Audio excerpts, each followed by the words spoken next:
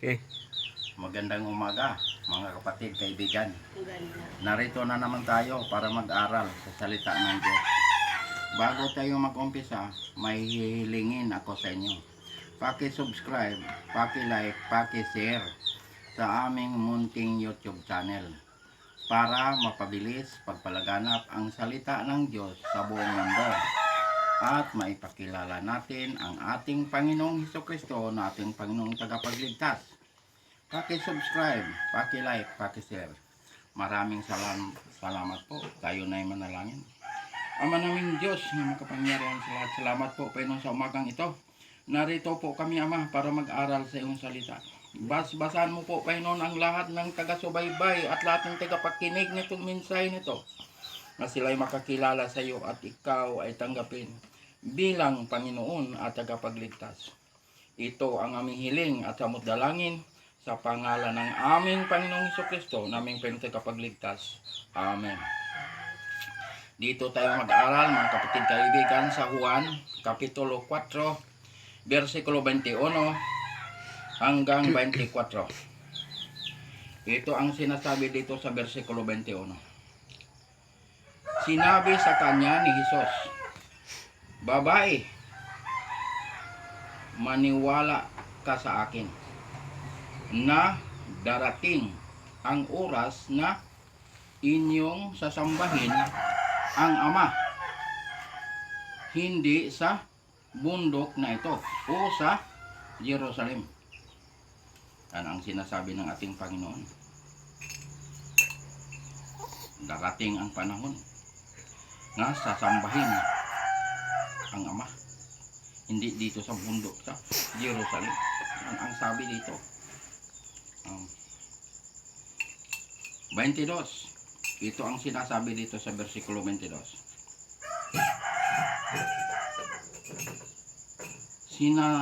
Sinasamba ninyo ang hindi ninyo nakikilala. Sinasamba namin ang nakikilala namin, sapagkat ang kaligtasan ay mula sa mga Hudyo. Sinasamba. Hindi, ang sinasamba nila, hindi nila nakikilala. Pero ang sinasamba natin ay ang Panginoon nga tagapagligtas, nga Hudyo. Dahil si Kristo ay Hudyo, nung nagkatawang tao siya ay Hudyo. Kaya nga sinasabi ang tagapagligtas ay galing sa mga Hudyo. Kaya si Kristo ay Hudyo nung nagkatawang tao ang ating Panginoon nga si Kristo. Ayan. Yan ang nasabi dito. Ang tagapagligtas ay Hudyo, si Kristo. Pero siya ay Diyos nga nagkatawang tao. Siya ay tunay na Diyos at buhay na walang hanggan. Siya ang ating Panginoong tagapagligtas. Yan ang ibig sabihin nito. Nga ang tagapagligtas ay Hudyo, si Kristo ay Hudyo. Ayan ang ibig sabihin nito sa versikulo 22. Versikulo 23. Ito ang sinasabi dito. Subalit dumarating ang oras at ngayon na nga na sasambahin ng mga tunay na sumasamba ang Ama sa Espiritu at katotohanan, sapagkat hinahanap ng Ama ang gayong mga sumasamba sa Kanya. Ang sabi, sambahin ang Diyos sa Espiritu at katotohanan. Ayan. Ito ang tunay na pagsamba. Kasi marami ngayon nga hindi nila alam ang tunay na pagsamba. Ang tunay na pagsamba, sambahin ang Diyos sa Espiritu at sa katotohanan. Ayan. Yan ang pagsamba. Gusto ng Ama nga siya ay sambahin sa Espiritu at sa katotohanan. Ayan. Wala tayong nakikita ng mga ribulto, mga larawan, mga imahen. Ayan. Pag magsamba, sambahin ang Diyos sa Espiritu at sa katotohanan. Ayan ang tunay na pagsamba. Yan ang ibig sabihin dito sa versikulo 23. Last verse, 24. Ito ang sinasabi dito sa versikulo 24. Ang Diyos ay Espiritu at ang mga sumasamba sa Kanya ay kailangang sumamba sa Espiritu at katotohanan. Ayan. Sambahin ang Diyos sa Espiritu at sa katotohanan. Ayan ang gusto ng Panginoon nga siya ay sambahin sa Espiritu at sa katotohanan. Ayan mga kapatid kaibigan, ang tunay na pagsamba. Naghihintay ang Diyos kung sino ang sumamba sa Kanya sa Espiritu at sa katotohanan. Yung mga tunay nga mga sumasamba. Ayan.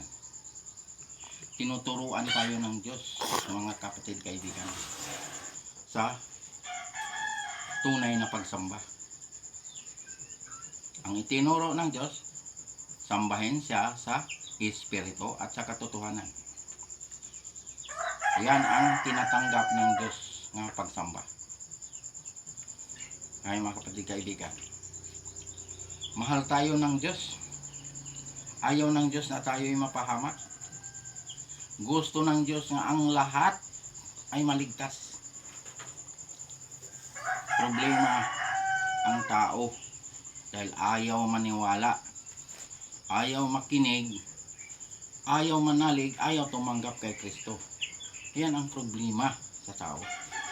Pero ang mga tao nga sumasampalataya kay Kristo at nananalig kay Kristo at tumanggap kay Kristo, may buhay na walang hanggan.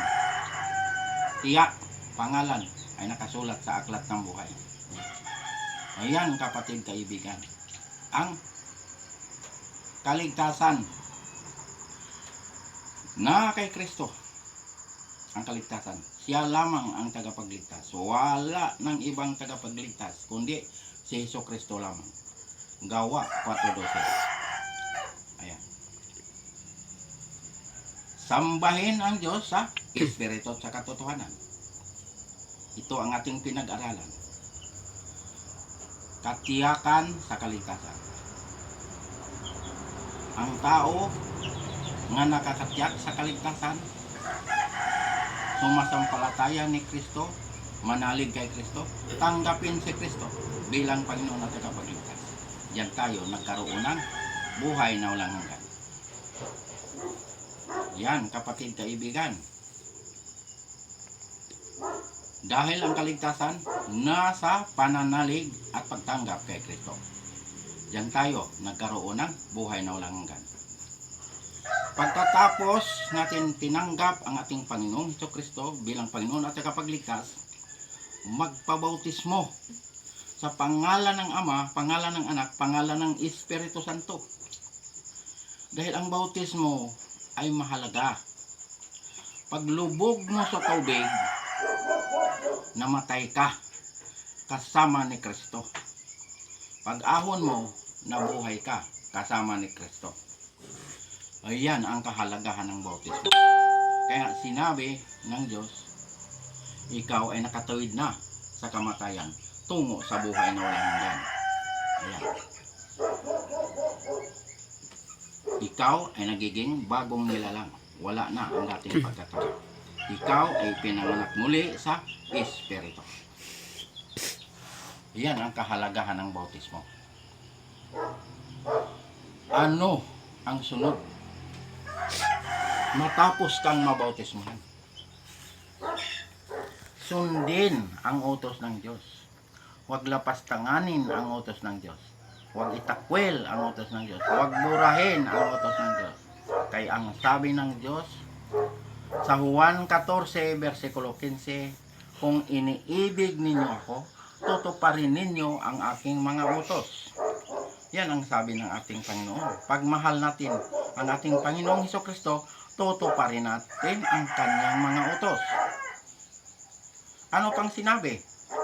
Sa unang Juan, Kapitulo 2, versikulo 3 hanggang 4. Nakakatiyak tayong nakikilala natin ang Diyos kung sinusunod natin ang kanyang mga utos.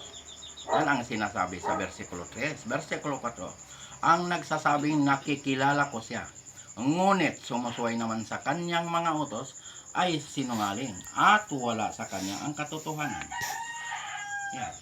Pag magsabi ka kilala mo ang Diyos tapos hindi ka sumunod sa kanyang mga utos, ikaw ay sinungaling at wala sa iyo ang katotohanan. Yan ang sinasabi ng ating Panginoon. Kaya nga, mga kapatid kaibigan, ang Diyos ay naglagay ng palatandaan. Ano ang palatandaan ng Diyos na totoo na tayo nakakilala sa Kanya at ang Diyos ay nakakilala sa atin? Ang Sabat, ang ika-7 araw, ginawa ng Diyos na palatandaan. Ang sabi ng Diyos, kilalanin niyo ako, kilala ko kayo. Ezekiel 20:20. Yan ang ginawa ng Diyos. Ang Sabat, ginawa ng palatandaan. Kaya noong nilikha ito ng Diyos, itong mundo na ito, langit, lupa, dagat, lahat, pati tayo nilikha ng Diyos, lahat ng ating nakikita, sa loob ng 6 na araw, nilikha ito ng Diyos. Anong nag-umpisa nga nilikha ito? Anong araw nga nag-umpisa paglikha ang Diyos? Yung sinabing 6 na araw, anong araw yun? Nag-umpisa sa paglikha ito, Linggo. Nag-umpisa, Lunes, Martes, Miyerkules, Huwebes, hanggang Biyernes. Nilikha ito ng Diyos, itong mundo na ito. Ang sabi ng Diyos, sa ika-7 araw, siya ay nagpahinga. Ano ang ika-7 araw? Yung Sabat, yung Sabado. Yan ang ika-7 araw. Bakit sinabi ng Diyos nga siya ay nagpahinga? Napagod ang Diyos? Hindi napapagod ang Diyos dahil ang Diyos ay makapangyarihan. Sinabi ng Diyos na siya ay nagpahinga sa ika-7 araw para tayong kanyang mga anak, mga nilalang, mga hinirang, sumunod sa kanya para tayo ay makapasok sa kapahingahan ng Diyos. Kaya nga, ang Sabat ay ginawa ng Diyos na palatandaan.